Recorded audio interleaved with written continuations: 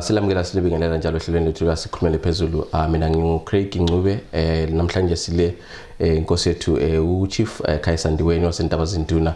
Sikwamukela ehlelweni lethu baba Mdladla. Siyabonga baba Ncube, siyajabula kakhulu. Phezulu siyabonga ukuthi sithole ithuba leli and siyajabula kakhulu. Yeah, sazi ukuthi kuningi osokwenzakele since our last interview, so we would like us ukuthi update from our last interview. That's true. First of all, so qala sazi ukuthi how are you? No, I'm doing good. I'm doing great. I'm still here in the UK. I've been here for a little while. Had a number of operations on the eyes, so they're recovering very well indeed. We've got a superb team of consultants and doctors and physicians, and they've really pulled out the stops. So as you can see for yourself, today I'm not wearing glasses and I can see pretty well, I can see really clearly. So we're just progressing that, and they are comfortable with the progress I'm making. We thank God for that. Yes. Let us also talk about one of the emotional things that you went through. I know that you've just lost your mother recently, and we know that she played a very pivotal role in your upbringing. Do you mind talking about that? Yes. No, my mom, she passed away in March. I was midway during my treatment, so I had to dash back for her funeral and all that there. My mom, her full name with her praise names, Masuku Zgote, Imbombo Chenyama, Hlomza Mkhonto, Madlenya, passed away peacefully in her sleep there. And really, even though it was at the beginning of the COVID issue, the people came out in their thousands.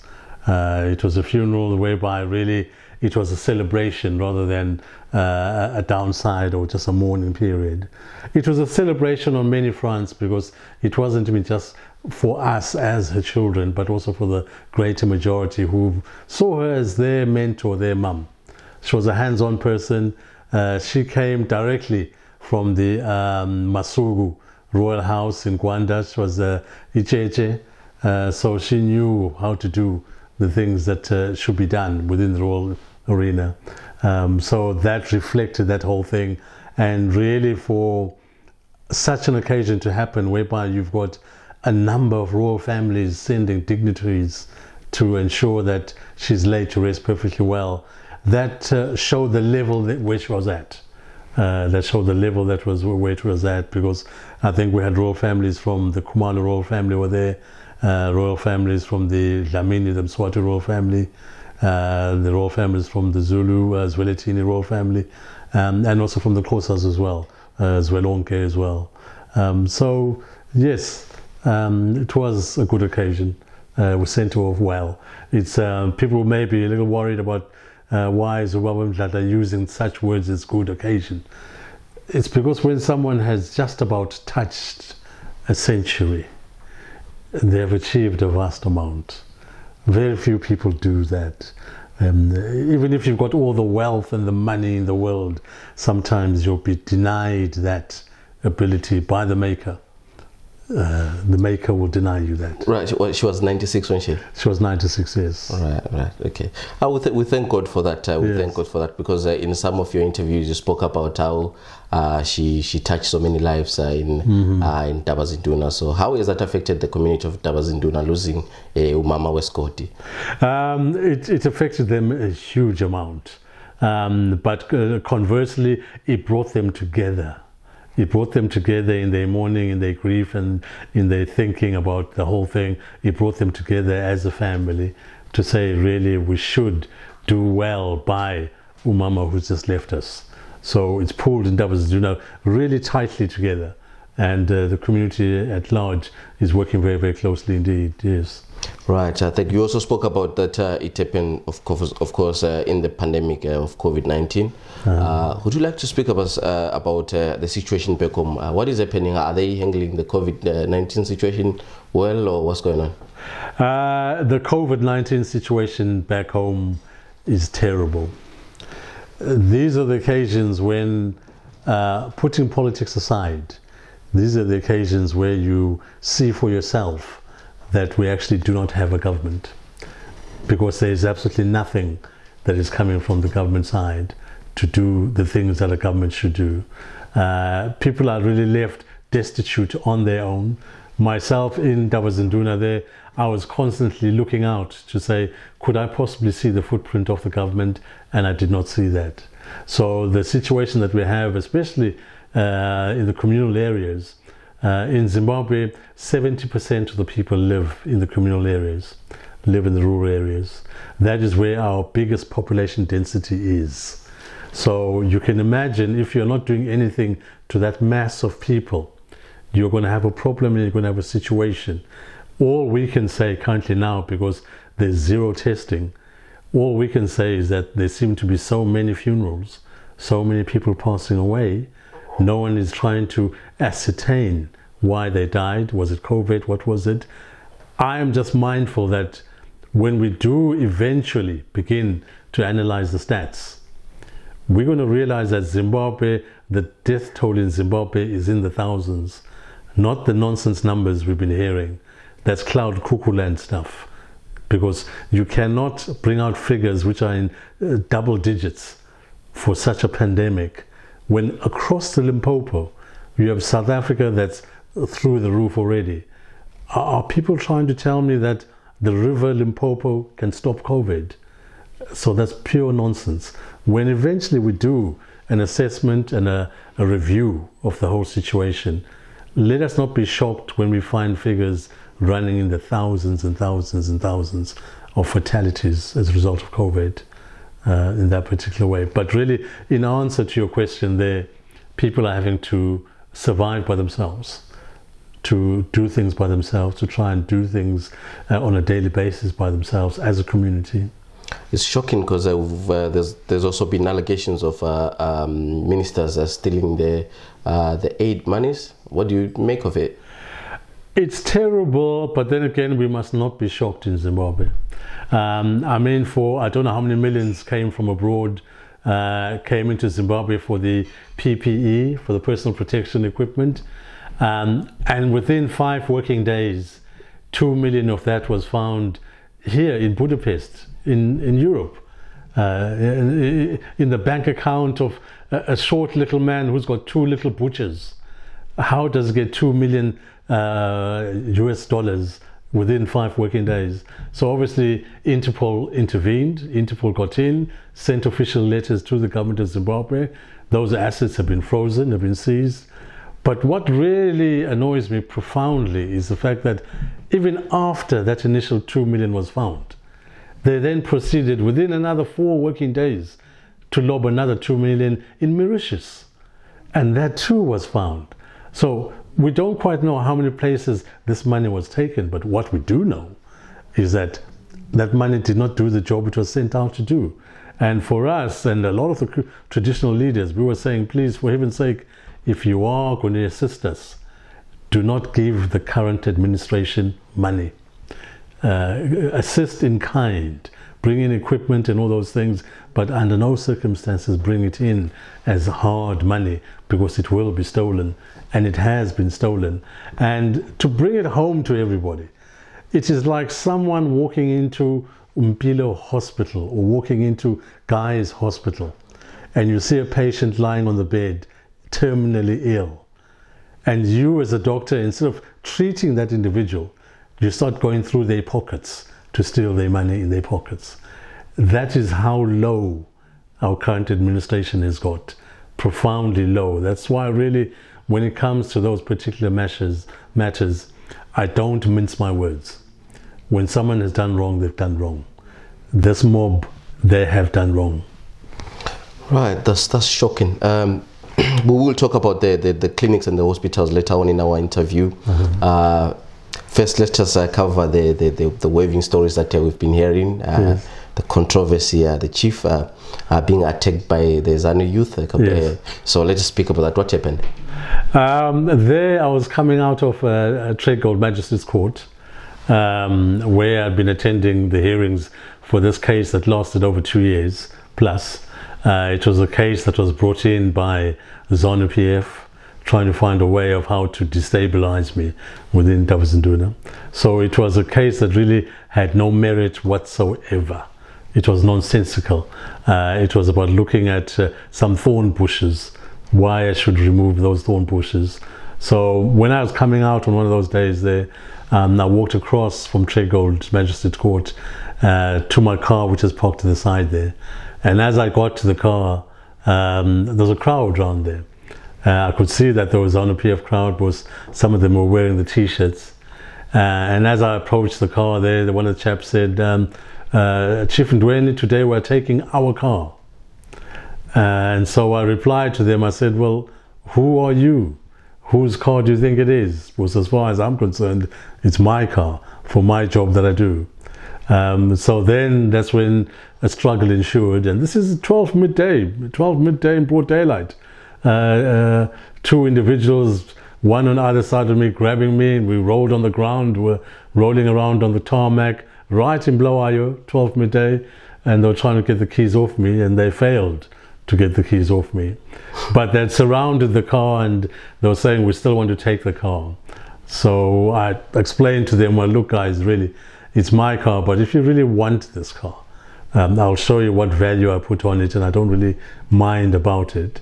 I then proceeded to jump on the back of the car, and I saw at the corner of my eye a 20-litre jerry can full of diesel. So I poured the diesel over the whole car. At that moment, I was intent on actually setting it alight, burning the car, because I wanted to show and to teach them and to educate them that your infatuation as a political party about cars, vehicles, cars, is not part of me. So I had no value at all for that car there. That's why I was quite happy to try and set it alight. But when my headman said he wasn't going to give me the matches, I then got in the car and I drove away. But by that time, when they saw that the chief wants to burn the vehicle, they'd run away. The crowd had run away. Because they said, this man is mad. He's going to blow up the car and kill himself in the process and burn the houses next door on that way around. But it's about education and showing them that, listen, guys, what you value as something so incredibly important, to Chief Ndiweni, that's really nothing. That's very interesting, because when I heard the story, I thought, no, maybe it's a joke. Now that you're confirming that you actually tried to set the car on fire. Yes. Right, let's speak about that case. It proceeds, and then you get arrested, and then they've been in prison for, was it 2 years? Yes, from that case, the sentence was for 18 months. Obviously, people were shocked.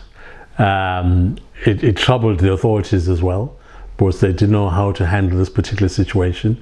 But they knew very well, even on the date of sentencing, that things were uneasy in Bulawayo. And even on the day of sentencing, people were running around the streets, pushing cars, lighting cars, and all those things.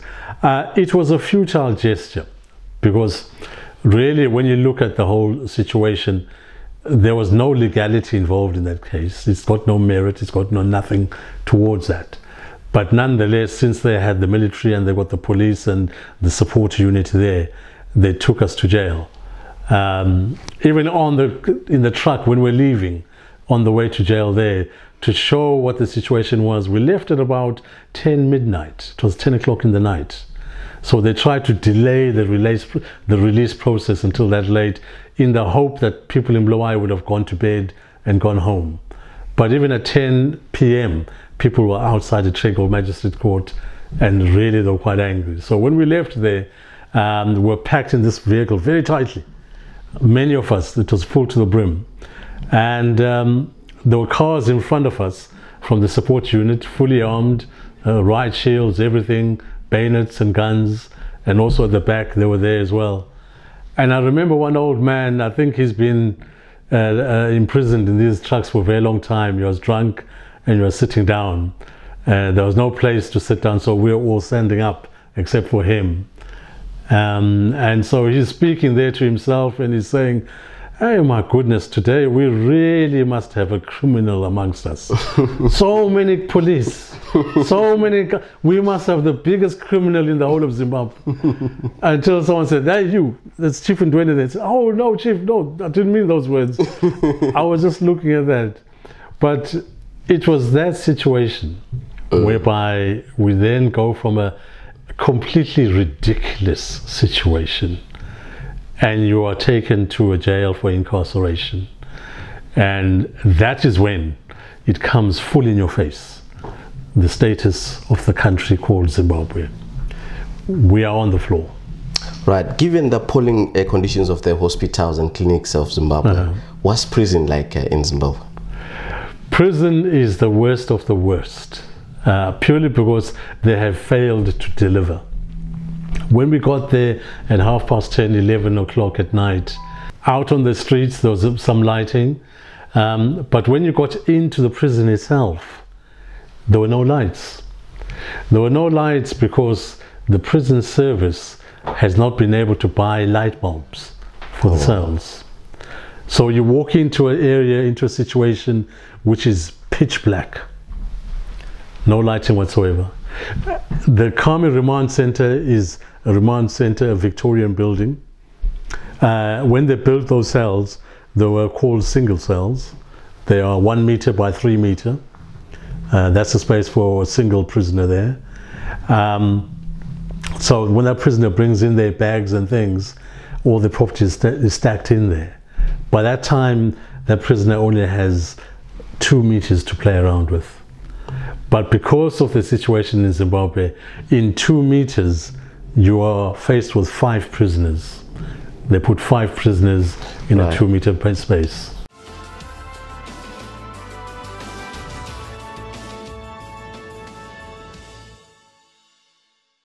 Right, we're still in Kami prison. Yes. So you were going to tell us about the activities that you do, the hygiene, the diet. Yes. What is it like? Give us a picture of Kami prison. The Kami prison really, when you get in there, as I was saying, it's pitch black because they can't afford to buy light bulbs. And then when you go to this single cell, which is now occupying 5 people, 5 grown men in 2 meters. So I'd like the people out there just have a look on the ground where they're watching us here and just measure 2 meters and then put 5 grown men in that 2 meter. Those grown men will all be lying, sleeping, all facing in one direction. And then when the shoulder becomes painful from one, he'll say, guys, can we turn over? And we look the other direction. Those are the status in Zims that we have. And when you're turning around doing that, the rats and the cockroaches and everything are playing football on you. No one bothers about them because the infestation is at that level that there are rats and cockroaches and everything everywhere. And from that singular prison cell there, right at the top, you have a hole in the wall that used to be a window. This is during Ian Smith's times. The glass is broken, all that's left now is just some metal poles. When it rains, the water comes into that prison cell. The door is airtight, so if it rains all night, you'll be sleeping in a swimming pool because the water will be rising up through the whole night as you're asleep. So that's the level of depravity where we have arrived at as a country, whereby really you're looking at unacceptable prison conditions for the inmates there. When I got there, the prisoners told me that they'd gone for 14 days. Every day they woke up for a cup of black tea, no sugar. So it's just black tea, no sugar. And they were drinking that 1 cup of black tea with no sugar, with a teaspoon of strawberry jam. That was it for the day. The following day they'll wake up for the same thing. And the day after, and the day after, no and food the day in between. after. No food, nothing, that's all you get. You get that black tea with no milk, no sugar, and a spoon of jam. And that's meant to sustain you this whole day. The same thing tomorrow. Same thing the following day. So they'd gone for 14 days. Wow. Without that. Without proper food, without anything like that there. When I came, they just brought in some shwala isadza on its own. No veg, no meat, no soup, no nothing, just that. And it was poured out onto dustbin lids on the floor. Dirty dustbin lids on the floor. So the minute that's poured down on the floor there, the prisoners, the inmates, were running out like a pack of dogs to go straight for that sadza. the strata, eating it as it is. And this is a prison complex that has a farm. That farm in its heyday was producing a huge amount, was exporting produce, but because of the lack of governance, the mismanagement, the depravity of our current administration, we've reduced ourselves to that. So those are the basic prison situation. That's deep. How are prisoners like in there? Are they okay? Because we know that people in prison, most of them, they're criminals, and some of them are dangerous. How are they like? Do they interact? There in the prison, you've got a prison community. As you see in some films, it's a proper prison community, whereby you've got your hierarchy within that prison system. You've got the heavyweights, the guys who've been there a long time, and the junior ones that's been there currently. In the current prison scenario there in Zimbabwe, you have a majority of prisoners who've been incarcerated, put into prison, because they had a difference of opinion with someone in ZANU-PF. Yes, they may have been engaging in low-level crime, low-level criminality, but the thing always that brings them into jail is that when they have a difference of opinion with a member of ZANU-PF, they will quickly find themselves in prison. So you're finding young men and the likes who were eloquent, they could speak well, being incarcerated, languishing in for fabricated cases and the likes. And then obviously you get the hardened core prisoners who are there, the hard ones, the dangerous ones, they're all there. But then again, even if they are dangerous in there, because they've constructed their own community, that dangerous criminal suddenly is given responsibility of looking after other prisoners by other prisoners on there. So they're living together, hand to mouth, with the prison, with the guards, the guards that are there as well, trying to work out how they survive on a daily basis, because the lack of food for the prisoners also equals the lack of food for the guards there as well. So that is the environment that's within the prison service. Right, we'll come back to the prison. It sounds interesting. Let us continue. We see MDC President Khayisa visited you. Yes. We had some other individuals who visited you, but then they refused His Royal Majesty King Bulelani to come and see you. What was the case behind that? For them, really on the day when all the visitors came in and when His Majesty came in as well, the prison service found itself in a difficulty.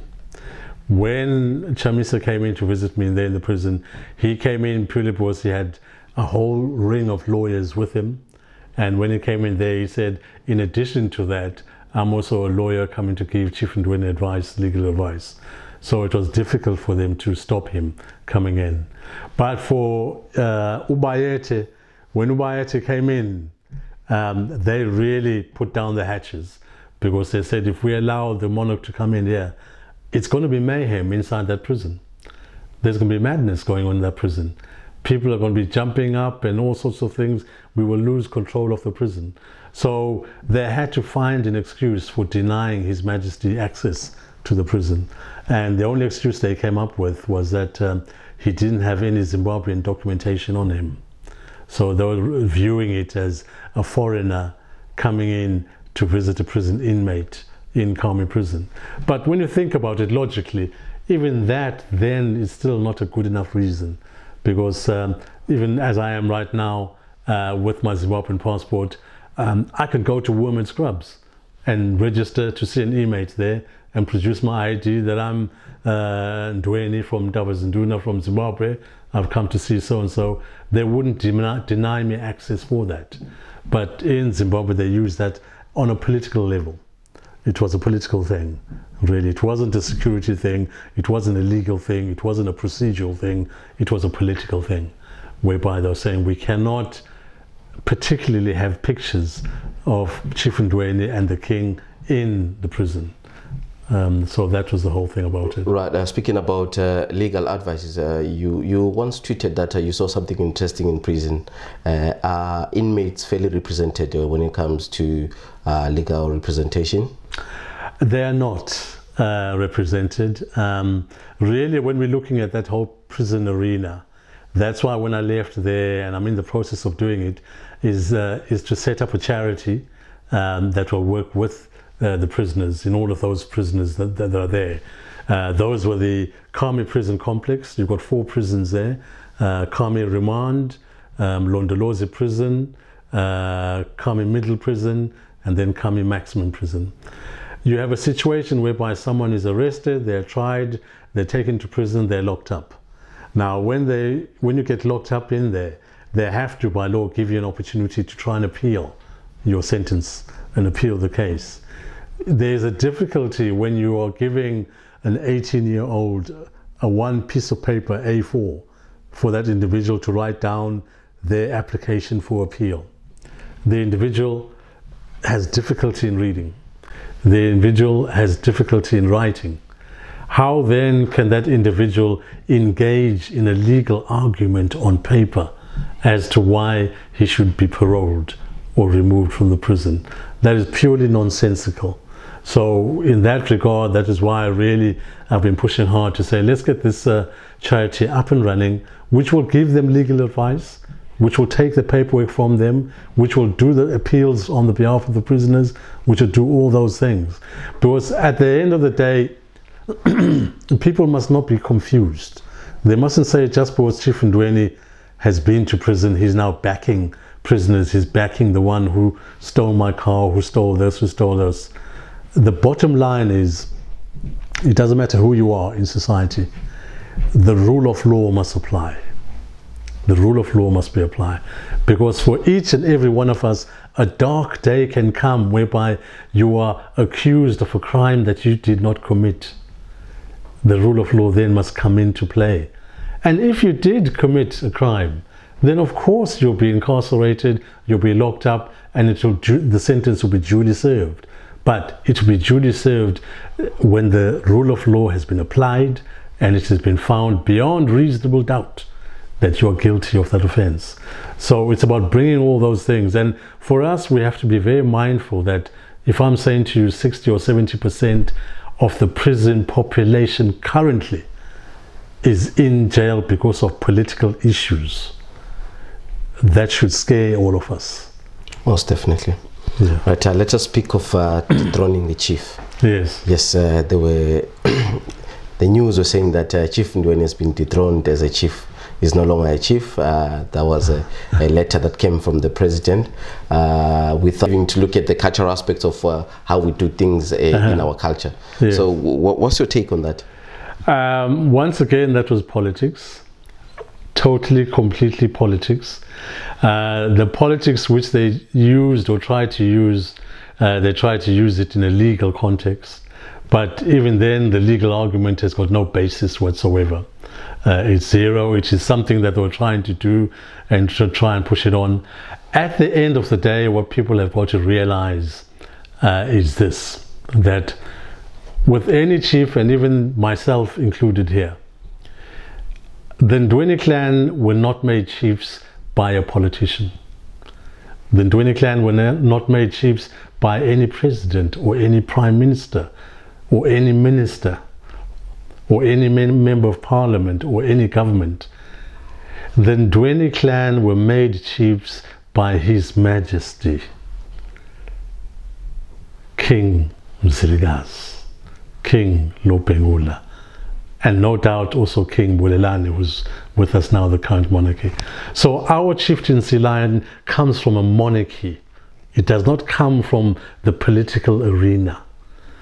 When you understand that, that is when you'll understand that it was pure foolishness of them to try and do that. They were groping in the dark, not understanding the complexity of it. So as I'm here with you, I'm still Chief Ndiweni. Nothing has changed. As I'm even here in London, I'm still discharging my responsibilities in Ndaba Zinduna. I'm still speaking to my headmen and all the other people there. I'm still speaking to my advisors in Tawazinduna. They're updating me constantly of what's been going on, who's passed away, what is going on there, development there. It's all there. So people mustn't get carried away. It's one of those fake news issues. They gave a fake news issue and it didn't work. So even today, sitting before you, I'm still Chief Ndiweni, and well, for one more better word, here, have a hold of this. Have a hold of this. There. That is the what they use to recognize chiefs. Is this a token? That is the chieftaincy badge of a chief in Zimbabwe. There we are. That is the legal badge which the current administration, led by Emerson Dambudzo Mnangagwa, recognizes an individual as a chief. So anyone who's carrying this, according to them, is a chief. So folks, have a look at it. There it is. That's the badge. Chief Ndiweni is still in possession of it. He's still walking around as a chief. There's no change. There's no nothing. It was fake news. It's good that we have you as our chief. We recognize you as our chief. Right. You spoke about the monarch. How far are we in terms of establishing the monarch? We know last time when we spoke about this, the Royal Crown Council was dealing with the court cases and the likes there. So how far are we now? The royal monarchy and the royal crown, we are still progressing our matter. We're still in the business of resurrecting it since the monarchy is there already. Nonetheless, is based in South Africa. Can't come over yet because things have not been rectified in Zimbabwe vis-a-vis his legal status and all those issues around those. For us, really the uppermost thing is that he is our monarchy. We do not want to be served a monarchy that has been chosen by the current administration. That is not their responsibility. They don't have any say in this matter. So we will always stick to the value that this is our monarch, and we'll always be pushing to bring our monarchy into place. If it means that our monarchy does not come to live Gwablawayo whilst this administration is in place, that is perfectly okay. Because I would not want our monarchy to be held with hands that have blood on them. I would not want our monarchy to be bespoached by any of the current administration. So for us, it's about quietly building up our monarchy so that everything is in place, so that when we do come back, when we do bring the monarchy in, everything is there waiting for the monarch. Right, that's good to hear. We'll continue. Let us talk about the developments, the cultural in Matabeleland. We saw in Harare that they've got a statue of Mbuyane Handa, yes. And they've also spoke about having the monument of the Chief Mchana and also Mthwakazi Losgay. What do you make of it? Is it trying to buy the people of Matabeleland, or what's the case? Really, once again, it's a case about politics. It's a case about the current administration coming to buy the votes of the people of Matabeleland. It's a serious issue because really we cannot contemplate a statue of Ubaba Chief Mchana Khumalo or contemplate a statue of Mthwakazi Losgay Umbangazita whilst we have a reigning monarch. It starts with that reigning monarch. If the reigning monarch erects a statue there, either to show his reign or we erect a statue for our current reigning monarch, then these other statues can come into play. By rushing to try and resurrect a statue for Khumalo Mchana or Mthwakazi Losgay, that is putting the cart before the horse. It does not work like that. And for me, as a chief, as a traditional leader, I'll be saying, if they go ahead to do that, then the following morning those statues must be removed. The people must remove those statues. Because kuyazila, it's an affront to me, it's an affront to everyone who says bayete to the current royal monarch. It's not the way that things should be done. So for me, I'll be saying, in a polite way, I'll be saying to the administration in Harare, back off. It's none of your business. Don't venture into this area. It's none of your business.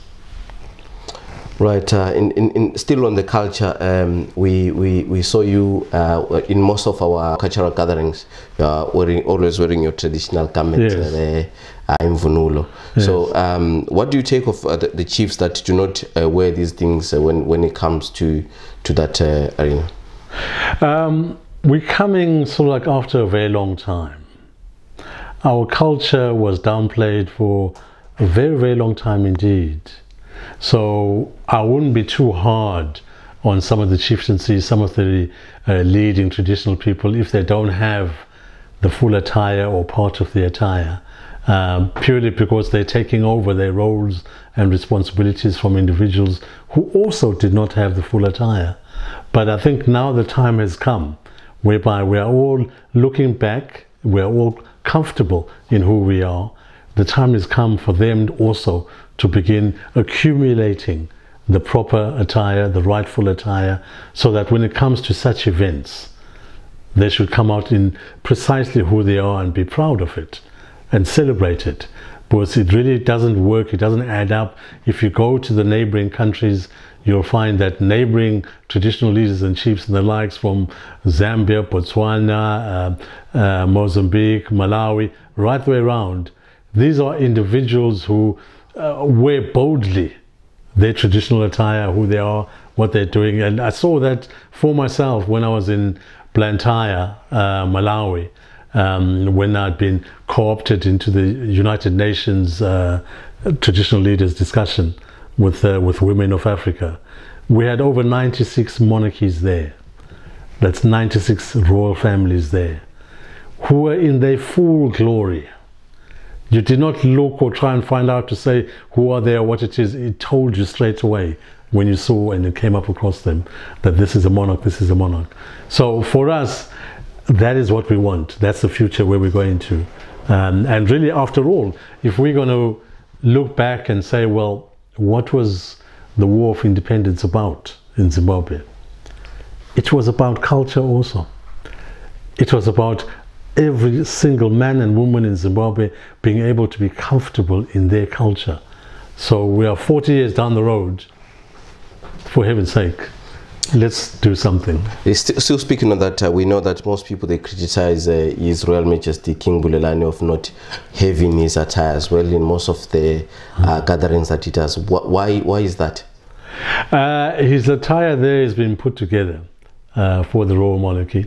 It can't just be a mundane attire, it's got to be a full attire for him. And obviously his attire just doesn't come off the peg, off the shelf.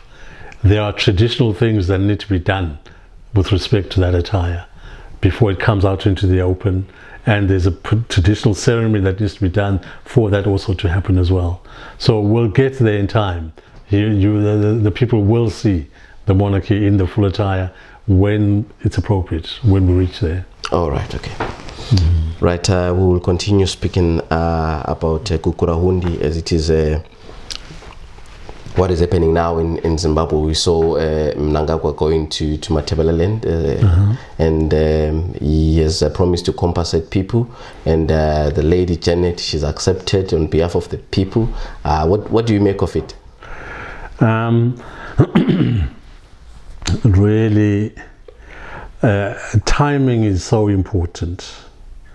This is politics. Mnangagwa is engaging in politics. He's trying to ingratiate himself towards us. He's trying to get our political votes. This is all that it's about. The Ndebele genocide, I prefer the word Ndebele genocide because it says what it is. Kukurahundi, to me, it's as if you're reducing it to a lower level that hasn't got meaning. In the meaning, it would be similar to, I read somewhere, people calling it Matabeleland disturbances. Matabeleland disturbances. Inappropriate, totally inappropriate. To me, it's a Ndebele genocide. And the Ndebele genocide has to be dealt with in a judicial manner, whereby it is investigated by pathologists, by forensics. Areas are cordoned off. The remains of that individual are treated delicately so that we can ascertain how they died. Was it a gunshot? Was it an axe? Was it a strangulation? What exactly happened to that individual? We need all of that information before you even touch the remains and you move them somewhere else. You need to have put all those things together so that we know exactly what we're talking about. And then after that, we then do the investigation of who did it, who was there, what was going on. And after that, people must be arrested.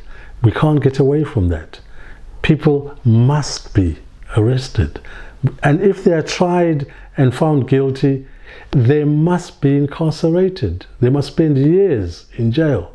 So let's bite the bullet and stop messing about here with the notion or the idea that someone can come to me and say, Chief Ndiweni, apologies for that issue, apologies for those disturbances, let bygones be bygones and we move on. To me, that cuts no ice whatsoever. We have to have a judicial process. Yes, people must be arrested. Yes, they must be tried. Yes, they must go to jail.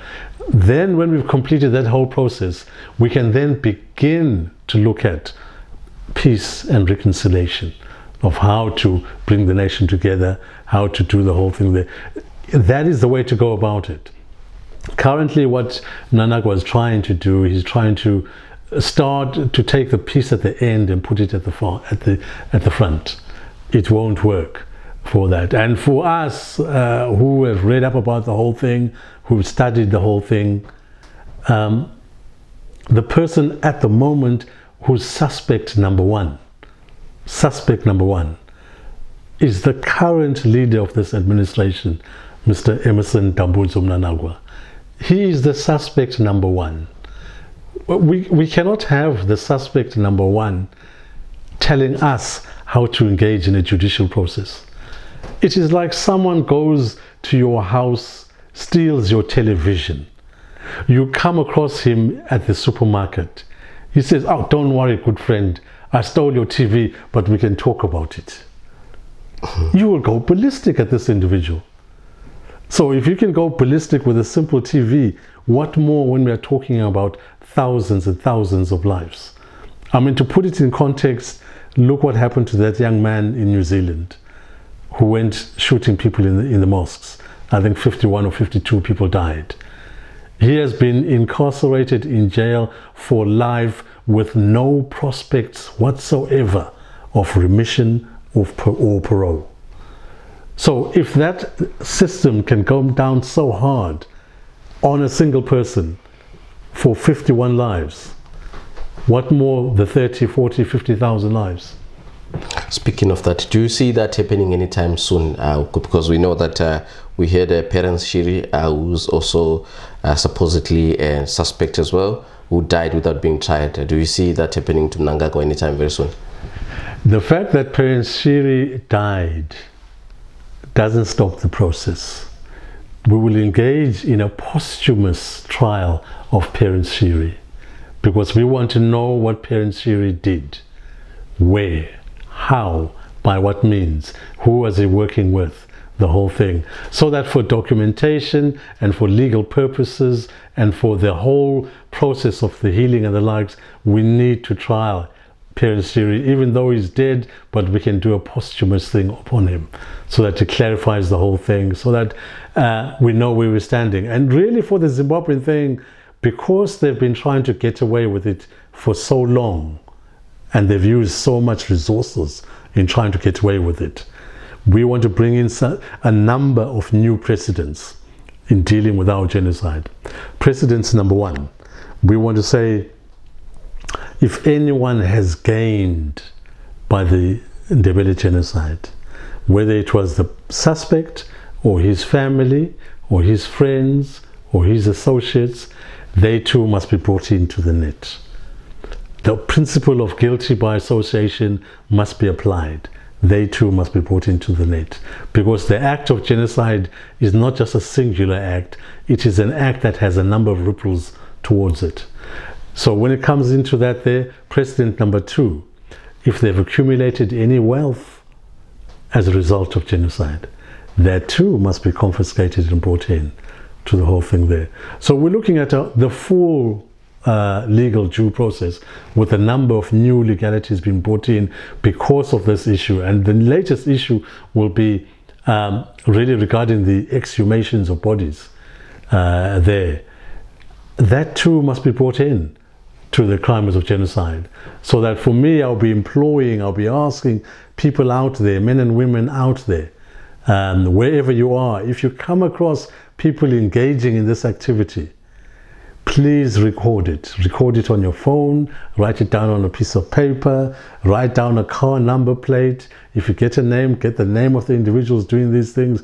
We want all of that information so that when we get a proper government in place, we can begin prosecutions, because these people are tampering with evidence. They're trying to destroy evidence in a police case. So that's an offense. It's a legal offense. So we'll be trying to bring in all those things. Right, we've just got 2 more questions for you, then we can wrap the interview. What's your take on the current situation of the arrest of opposition members and human rights activists and the likes there? I think I stand with everybody. We are appalled, we are shocked. It is uncalled for. This is Zimbabwe 2020. I heard someone telling me that we were independent. I don't think this is how an independent country behaves or should behave. Those individuals responsible, which is really this current administration, need to be dealt with. The international arena needs to bring them to book. They cannot get away with such things, because all of these people were just trying to do their jobs, from the journalists, the Hopewells, to the lawyers who've been incarcerated, to the doctors, to the nurses, to the whole array of people. Their one crime has been to say, we think you are wrong, administration of Zimbabwe. We think you are wrong. And for that, they've been incarcerated. So there's no justification whatsoever.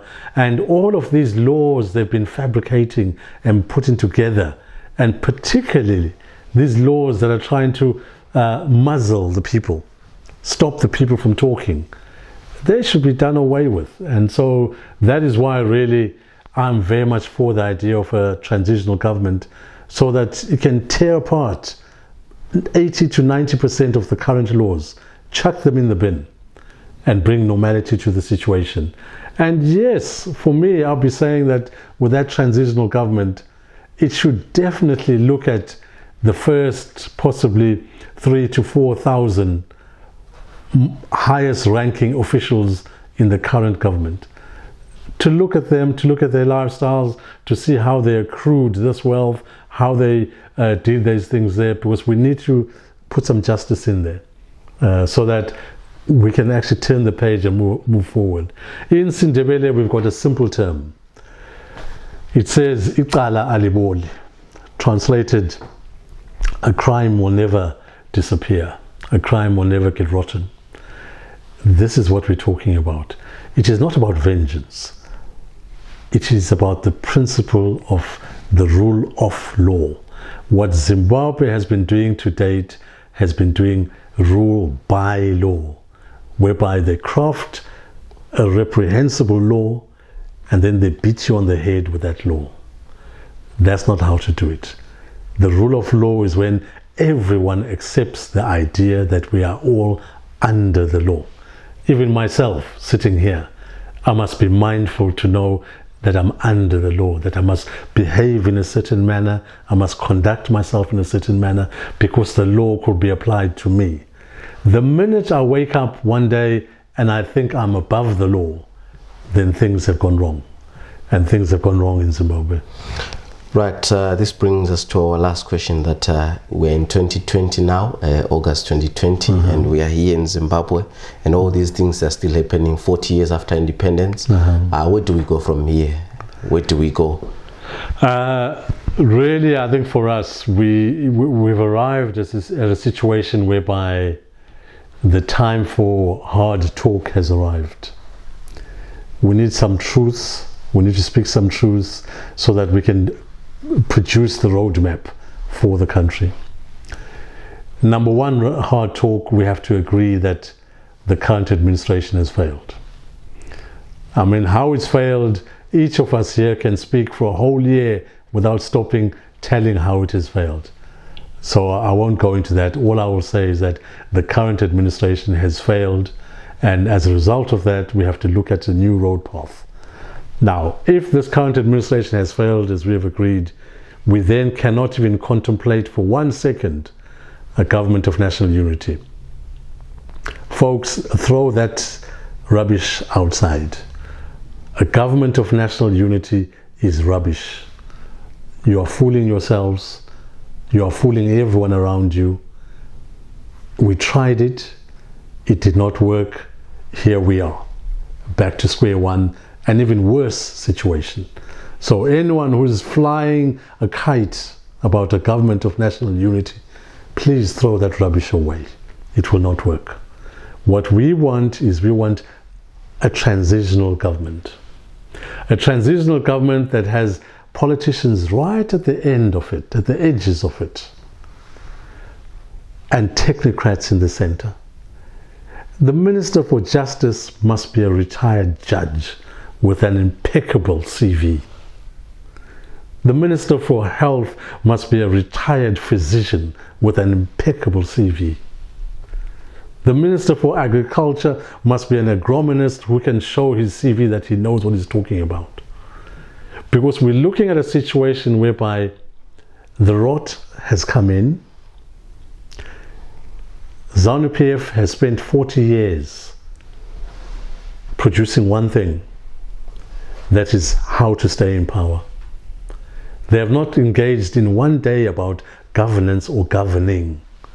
All they have done is worked on one principle, how to stay in power.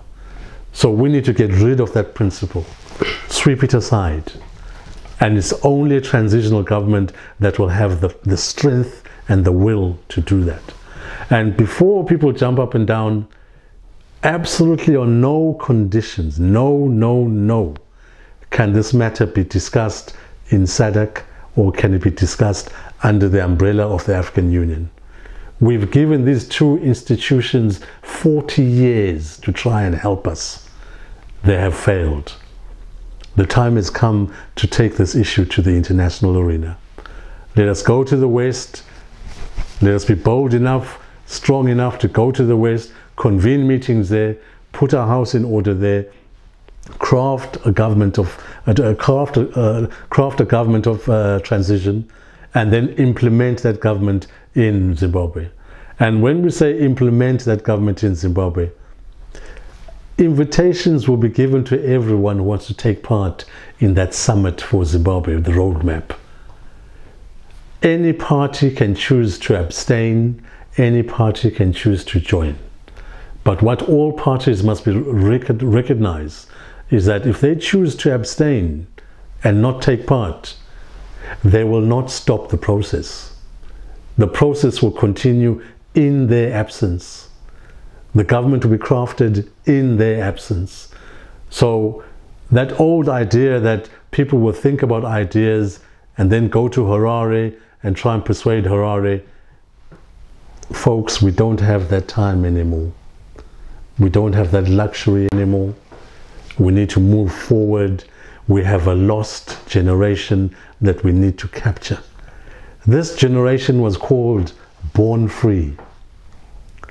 It was called a born free generation. Those born free generations now have children of their own. We need to stop this nonsense, and we need to be serious about a roadmap and facilitate that roadmap, do that roadmap. But I repeat again, there must be no political party that thinks just because they don't get involved in this process, they can stop the process. We have good examples from West Africa, Mali, good examples from East Africa, Sudan, and I could name many other countries that have transitional governments. Folks, transitional governments work. they produce results. I was going to ask, are they all successful? They are all successful because they've managed to remove power from those politicians. Fair enough, in Mali there's a glitch because they've fallen behind their timeline, but they fell behind their timeline because that formula was crafted in West Africa. It should have been crafted in the West, whereby sanctions can be applied. Because when you put together a transitional government, there must be sanctions after every single resolution. If you don't do X, this will happen to you. If you don't do Y, this will happen to you. So all along, it's a carrot and stick situation, so that whoever is coming in and working in that scenario, they know very well we have to produce the results. And if the time frame is that you produce the results in 2 years, then in 2 years, you must have completed your job and you must have liberated the people to engage in proper open democracy with politics and everything there, with the full knowledge that even the road sweeper can put a case against the president of the country and win the case. That is what we're after.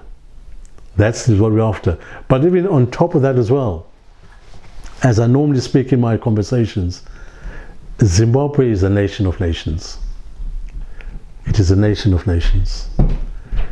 The Ndebele nation is also a nation of nations. Within the Ndebele nations, you'll find the other nations, the Xhosas, the Tongas, the Kalangas, these are nations, these are people who have a culture, a heritage and everything with them.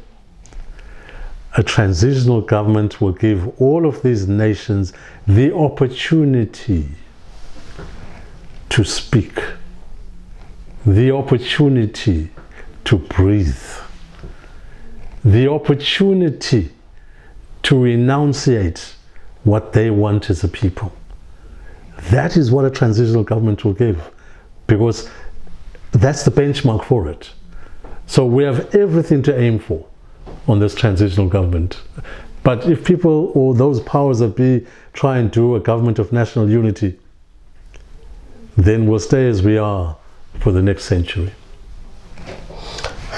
All right, thank you, ladies and gentlemen. There you heard it from Chief Khayisa Ndiweni of Nduna. He's got Twitter now. Make sure that you follow him on his Twitter. It's Chief Ndiweni. Is it Chief Khayisa? Chief Khayisa. We'll make sure that we put it on our banner there. And I'm Craig Ngube of Asikhulumele phezulu. Thank you for joining us today.